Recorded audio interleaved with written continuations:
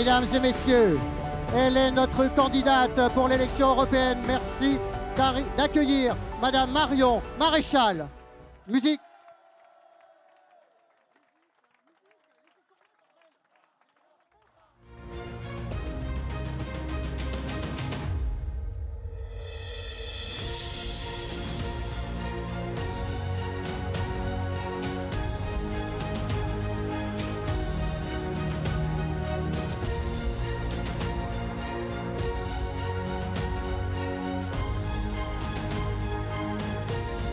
Mesdames et messieurs, Madame Marion Maréchal.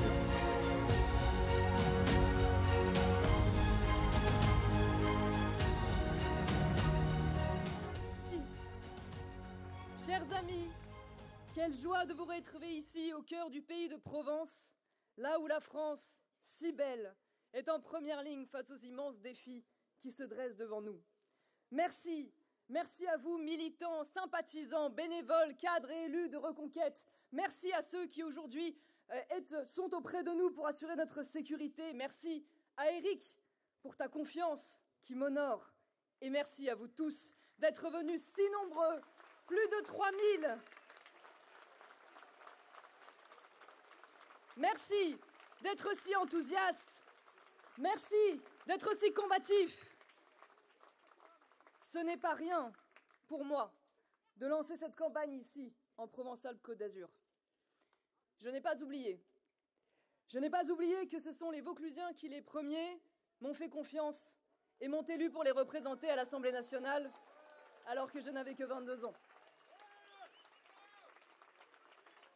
Je n'ai pas oublié qu'en 2015, nous avons été si près avec mon équipe de remporter et de diriger cette région. Et je veux ici saluer ceux qui étaient déjà à mes côtés à l'époque, le sénateur Stéphane Ravier, le maire Marc-Étienne Lansade et le conseiller régional et chef d'opposition à Nice, Philippe Vardon. Vous pouvez les applaudir.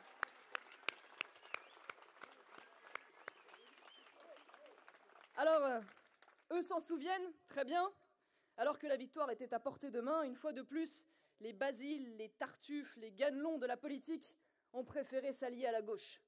Le candidat LR de l'époque, Christian Estrosi, s'alliera au socialiste Christophe Castaner, et tous les deux finiront plus tard main dans la main chez Emmanuel Macron. Comme ça, il y en a pour tout le monde. Ces incohérences, ces ambiguïtés, pour ne pas dire ces trahisons, trop d'élus LR en sont coutumiers, toujours à la dérobée, toujours dans les couloirs feutrés du Parlement européen. Alors qu'en France, ils assènent de manière péremptoire qu'il faut plus de contrôle aux frontières, à Bruxelles, ils votent discrètement la répartition obligatoire des migrants partout en Europe. Alors qu'en France, ils critiquent le fonctionnement bureaucratique de l'Union européenne, eh bien à Bruxelles, ils font élire Ursula von der Leyen à la tête de la Commission. Alors qu'en France, ils dissertent sur les enjeux de souveraineté et d'indépendance, à Bruxelles, ils votent les sanctions contre les gouvernements hongrois et polonais, coupables selon eux de défendre leurs valeurs de civilisation et les intérêts de leur peuple.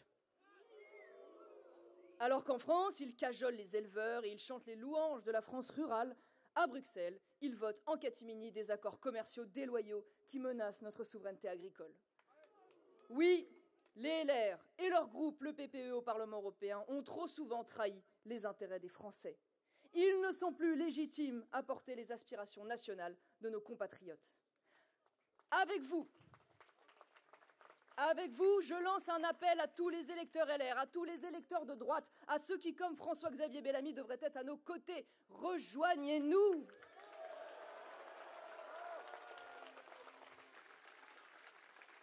Construisez avec nous la grande force politique dont la France a besoin pour changer radicalement le cap de l'Union européenne. Vous qui avez cru dans le passé en Philippe de Villiers, en Nicolas Sarkozy, en Charles Pasqua, en Philippe Seguin, vous qui êtes aujourd'hui déçus d'Emmanuel Macron, venez à nos côtés défendre les convictions auxquelles vous avez toujours cru.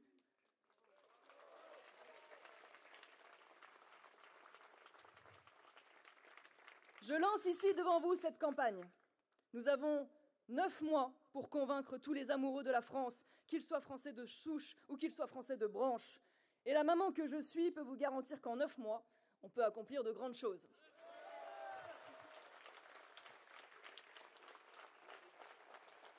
Ici, à nouveau, sur cette terre de Provence, tout commence pour faire grandir durant cette campagne le grand mouvement des Français qui, avec nous, sont les ardents défenseurs de notre identité charnelle, culturelle et civilisationnelle. Le grand mouvement des Français qui, avec nous, sont imperméables au politiquement correct et les adversaires résolus de la propagande woke et LGBT.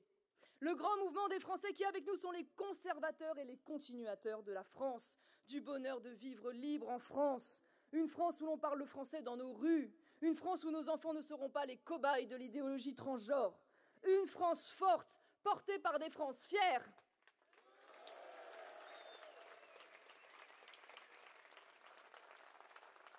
Une France qui applaudit Jean Dujardin et son magnifique spectacle pour l'inauguration de la Coupe du monde de rugby. Une France qui aime le Puy du Fou et le roman national. Une France qui vibre en chantant la Marseillaise et devant son drapeau.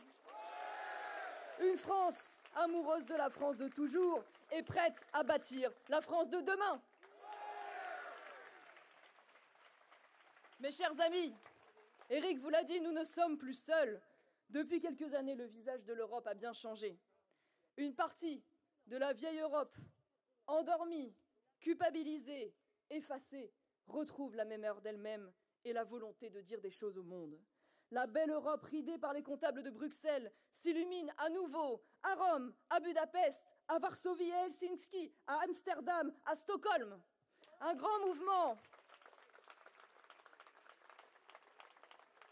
mouvement politique et historique est lancé. Il ne tient qu'à nous de l'amplifier jusqu'au niveau européen.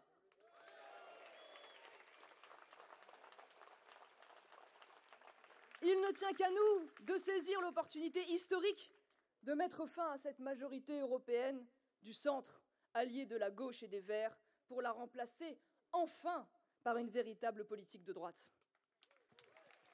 Pour la première fois, nous pouvons prendre le pouvoir en Europe et y faire appliquer notre rêve européen de puissance, d'indépendance et de prospérité. L'enjeu qui vient est immense. L'Union européenne s'est perdue en chemin.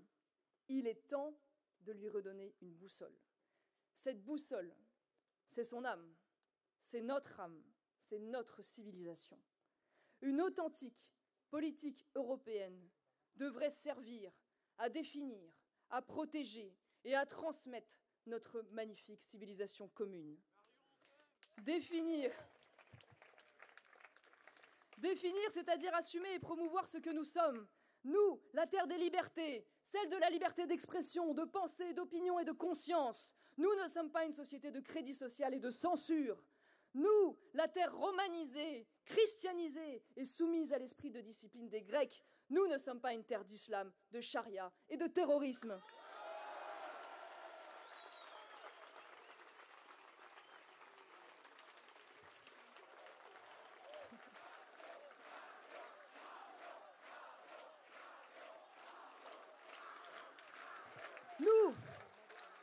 Nous, la terre de l'égalité et de la dignité des hommes, nous ne sommes pas la terre de la marchandisation des ventres et des enfants, ni de la soumission des femmes.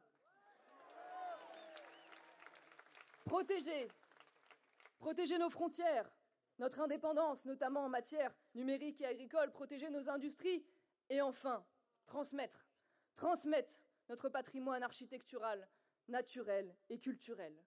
Mais pour transmettre, mes chers amis, il faut des héritiers. Alors, ensemble, faisons mentir la sinistre prophétie de Marie-France Garot qui disait « L'Europe est un berceau vide où il n'y a pas d'enfants ». En France et en Europe, nous devons apporter une réponse déterminée à l'effondrement de la natalité au risque de voir nos nations sortir définitivement de l'histoire.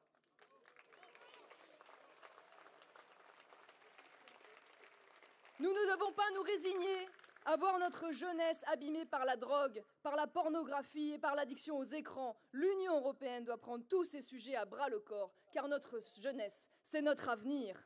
Nous devons dire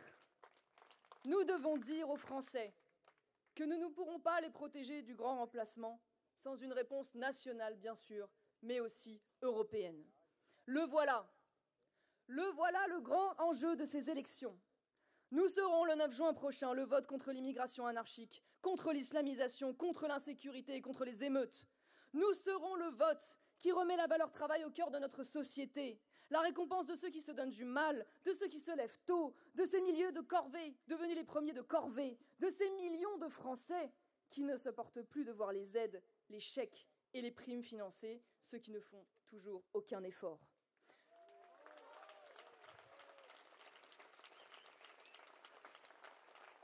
Je serai avec vous, le porte-voix de cette France du travail, toujours trop pauvre pour être aisée, toujours trop riche pour être aidée.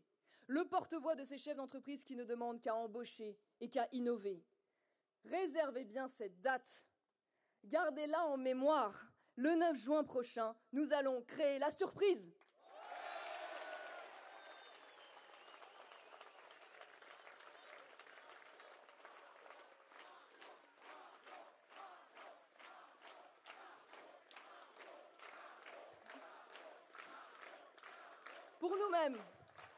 Pour nous-mêmes, ou mieux encore pour nos enfants, pour nos fils et nos filles.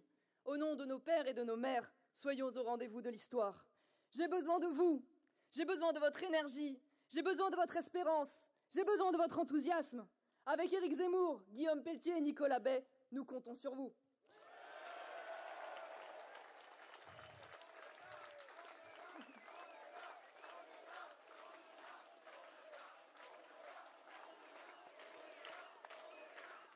Si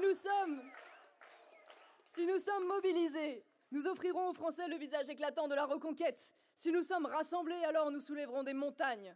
Notre voix portera alors chez nos alliés européens. Ils diront « Oui, la France est de retour, la France fière, la France forte, la France généreuse est de retour !» Mes amis, soyons heureux, soyons enthousiastes, battons-nous. Vive la vie, vive l'espérance, vive la reconquête, vive notre civilisation, vive les Français et surtout, vive la France!